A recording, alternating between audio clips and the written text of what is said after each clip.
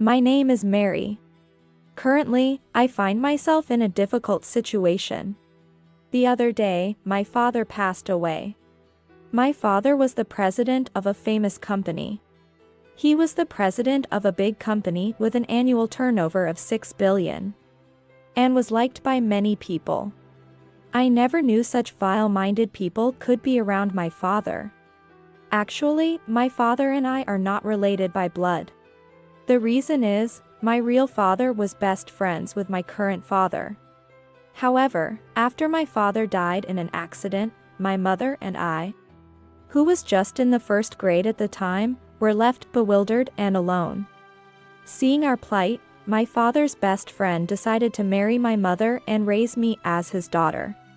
Since our fathers were best friends, I had met my new father a few times through family interactions. But living as a family was awkward at first, I believe.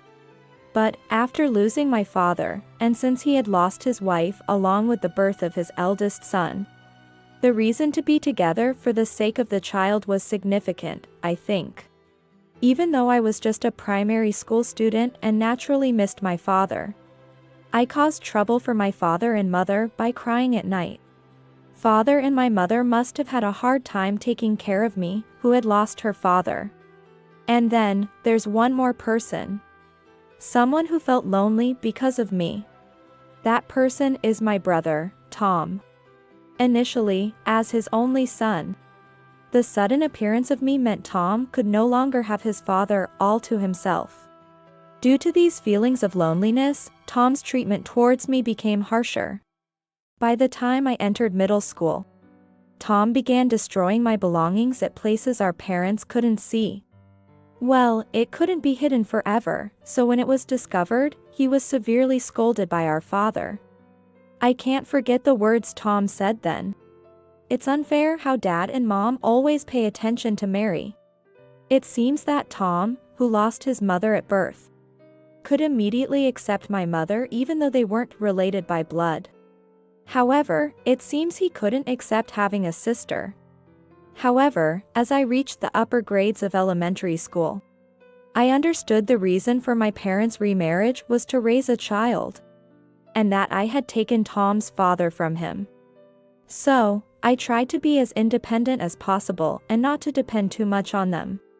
As a result, during the most sensitive period, Tom was able to spend more time with our parents than ever before. By the time Tom became a high school student, his harsh treatment towards me had disappeared. Rather, we both felt strongly about not getting involved with each other. Even though we lived under the same roof, we did the minimum interaction to keep the household running smoothly, like, the bath is vacant, dinner is ready, I'm home. Welcome back, but we had no interest in each other. As a brother and sister not related by blood, our parents probably thought it was okay not to have a close relationship. Since there were no major incidents, our parents didn't say anything. And then, as my brother went to a university in New York and started living alone, the visible connection between us disappeared.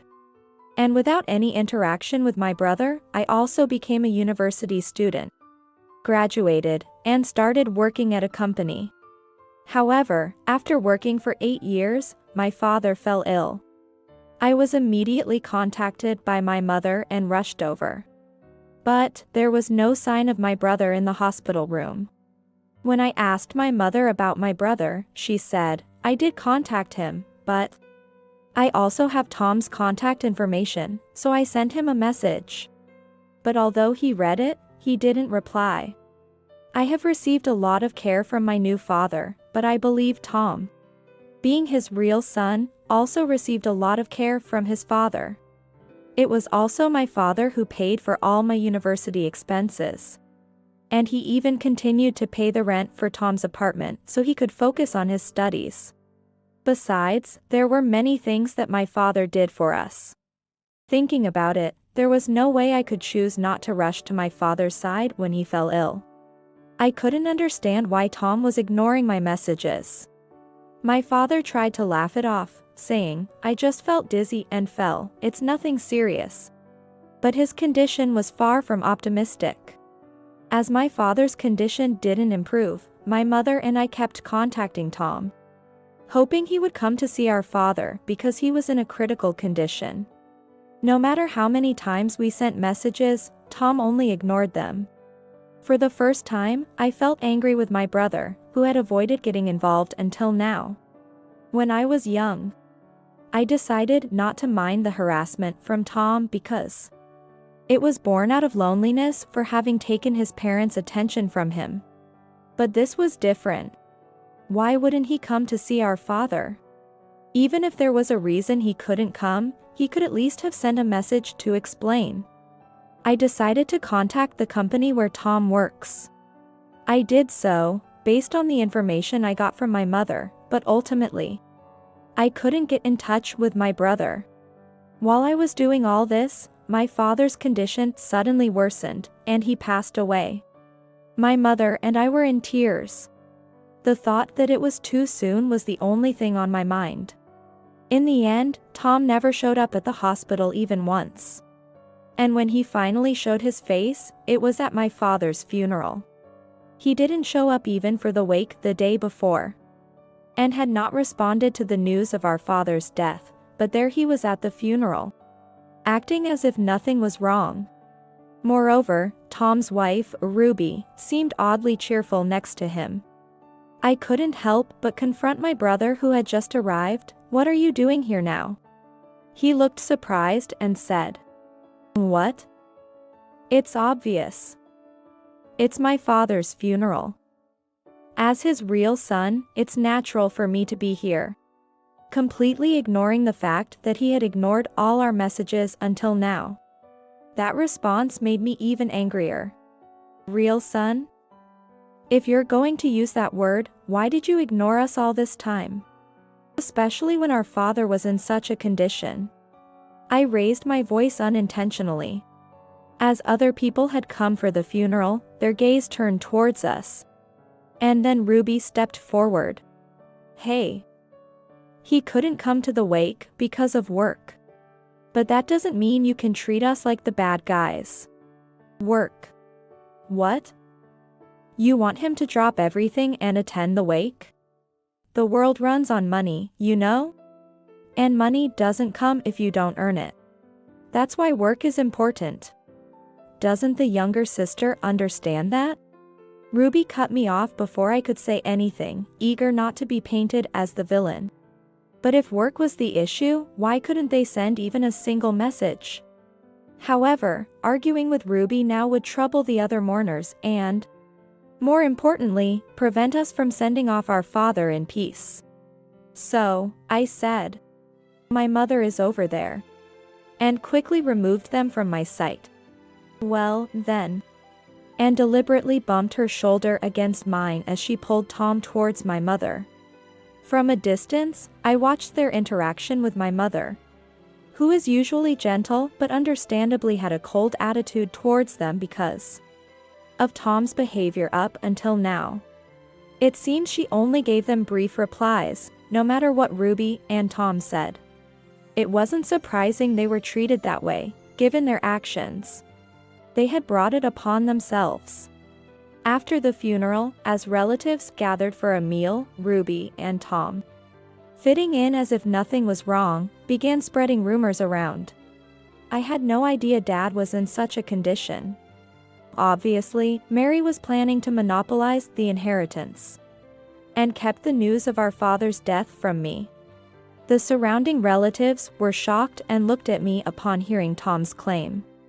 Among the relatives, there were some conservative ones who were not pleased that I, who was not a biological child, and my stepmother were organizing the funeral. One of them, believing Tom's story to be true, yelled at my mother and me, calling us sly foxes. However, my mother glared at the relative who had hurled insults at us and said sternly, "Be quiet. Aren't you ashamed to cause such a scene right after my husband's funeral?" Which silenced the relative. Then, my mother turned her glare towards Tom. "You didn't know? Don't say such foolish things. Both Mary and I tried to contact you countless times, but you never replied. Never showed your face in the hospital room, and even skipped the wake. Instead of showing remorse, Tom retorted. Huh? I don't know about that. Mom, you must have been deceived by Mary. Ruby, sitting next to Tom, put her glass on the table and looked at me with a triumphant expression. You know, Mary, both Tom and I are aware. You've been buttering up my father-in-law and mother-in-law after becoming an adult. Aiming for the inheritance of a company with a yearly turnover of $6 billion. A buttering up? I tilted my head in confusion. You've been sending gifts to my father-in-law and mother-in-law on every occasion. Haven't you? Tom and I felt outsmarted when we realized that. You were currying favor with them to ensure you'd also get a share of the inheritance. My mother and I exchanged looks, then, realizing something, I spoke up. Are you talking about the birthday gifts? What? I sent birthday gifts to both my parents and relatives. Are you saying you thought that was currying favor? Murmurs could be heard from the other relatives. Surely, no one would think, let's leave the inheritance to this person alone. Just because they received a birthday gift. Ruby turned red upon realizing this, but quickly recovered. Then what about all the times you sent them throughout the year? That would be for occasions like Mother's Day, Father's Day. Ruby's face turned even redder. It's exasperating to be thought of as currying favor just for sending presents to one's parents. However, Ruby disregarded all she had said before and declared. Anyway. You're not related by blood to your father, so you're an outsider. We won't let you do as you please in this house anymore. This house and company belong to Tom, the real child. Outsiders not related by blood should leave. Such a terrible argument to make. As I stood dumbfounded, my mother sighed and said, Well, then, I guess I'll be leaving too. What? The brother and his wife were stunned. Looking timidly at my mother, I could see her smiling yet her temples twitching. Surely indicating she was quite angry. I don't know what you two are thinking, but now that my husband has passed away, this house and all the assets are mine. And Tom, who worked in a different industry, suddenly becoming the president of my husband's company? That's impossible. Are you planning to ruin the company? As my mother spoke calmly, Tom fell silent, but Ruby stepped forward. But Tom is the only child related by blood to your father. He's different from that imposter. What does blood relation matter? The very child related by blood ignored countless attempts to contact him. Never visited the hospital room where his father was. Ignored messages about the wake and funeral. I don't even want to think of such a person as family. Tom looked surprised and turned to Ruby.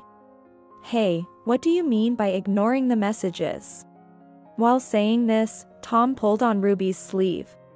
It's curious why the person responsible for ignoring the messages is asking Ruby about it. Ruby snapped. Shut up. And shook off Tom's hand. The wake and funeral of your father-in-law were just a hassle. That's why I didn't say anything. Thanks to me, you were spared the trouble, all dumped on the woman not related by blood. My mother and I exchanged looks with Tom and Ruby. You said you wanted to manage my phone. I trusted you to inform me about important messages. What? It's your fault for being in contact with other women. If it weren't for that, I wouldn't have wanted to manage your phone. I wasn't cheating. That was a colleague. There was only work talk in the messenger history, wasn't there? But you had plans to go out to a restaurant. That was for scouting a venue for the year-end party. I had to go because she and I were the organizers. Tom and Ruby stood up and started arguing. The relatives who were siding with them earlier now looked uncomfortable and shrunken. Some other relatives were seen telling them to just leave. It seems that it wasn't Tom but Ruby who had been ignoring my mother's and my messages all along. But then, Tom's earlier accusations don't make sense. Earlier, you accused me of not contacting you to monopolize the inheritance. What was that about? Well, Ruby said this morning that our father had passed away. And that the funeral was today, so I hurried to prepare. When I asked if there had been any contact before, she said you probably kept quiet so everyone would think I'm the son who never attends wakes or funerals, to monopolize the inheritance. Tom seemed to have easily believed Ruby's fabricated story. However, taking advantage of this, Tom approached my mother and me, saying, "Look, I was deceived by Ruby. So, it's not my fault, right?" My mother looked at Tom coldly and said, "You could have verified with someone else. To readily speak as if it's natural for your sister, not related by blood, to do such things and to make a spectacle of it in front of everyone, what a shameful person." But, realizing my mother was furious, Tom then looked at me. "You should defend your brother. If it weren't for you, none of this would have happened. Even if I weren't here, Ruby would have ignored the wake and funeral because they were a hassle. And you would have been embarrassed in front of the relatives. Can you not blame me? This is your responsibility, isn't it?" At that, Tom crumpled to the ground. Despite everything, Ruby, who refused to admit her fault, said, "Enough already. But we're taking the inheritance. After all, Tom is the real child. A father wouldn't leave his inheritance to anyone but his own son." And laughed loudly. "To talk about inheritance right after the funeral, you're also of low character." Regardless of what my mother said, Ruby laughed, thinking Tom would surely get the inheritance. "We're taking everything, this house included. I was thinking of taking care of my mother-in-law out of necessity. But if she's leaving, it works out better for me. From now on, this house will be lived in by me and Tom." My mother and I exchanged looks and shook our heads. This is hopeless. It's time to speak up clearly. It seems my mother thought the same thing, as she said to Ruby, who was laughing haughtily. "Though the will's disclosure will happen at a later date. My husband mentioned that Tom wouldn't inherit anything." What? Considering how much Mary and I tried to contact you only to be ignored. It's impossible to trust someone who ignores a family emergency. Wait a minute. Besides, why would you think the house would be inherited by you when I'm living here? My husband wasn't foolish. Especially, two unemployed people can't possibly maintain this house. As my brother sat there, dumbfounded, he asked, "How did you know?" The truth is, all my mother and I knew was that my brother had left his job. My mother must have been bluffing. Who would have thought he was actually unemployed? Since there was no reply, Mary contacted your workplace for me. But when she asked about you, they said you were fired a month ago. That's because. And the reason was continuous unexcused absences. I'm so disappointed. To think the son we raised together would end up like this. No, Mom. That's not it. Ruby was suspecting me of cheating. So she kept me locked at home and even took my phone away. It seems all of this, from the ignored messages to my brother losing his job, was due to Ruby's tyranny. But isn't it a husband's duty to stop his wife's rampage? It's because you were cheating. You're too controlling. Just because I was out with a female colleague, you attacked me. And you even hid my father's condition from me because it was too much trouble. Without me, Tom would be a failure. Why can't you understand that I need to manage everything?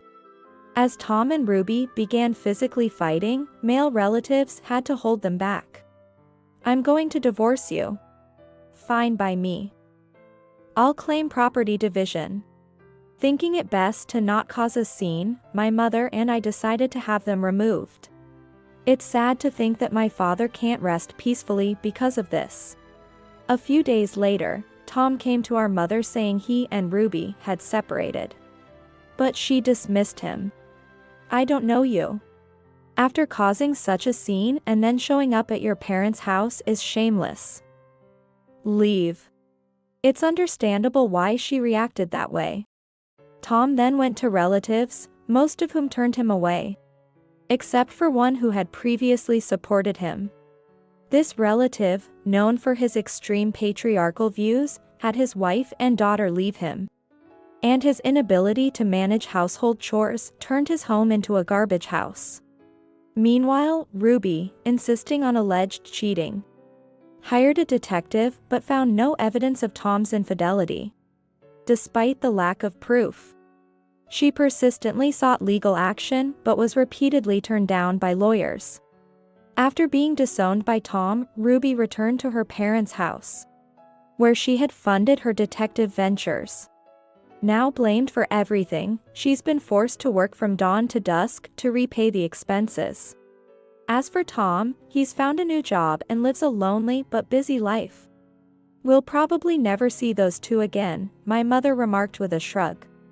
I resolved to take care of her more than ever in my brother's stead.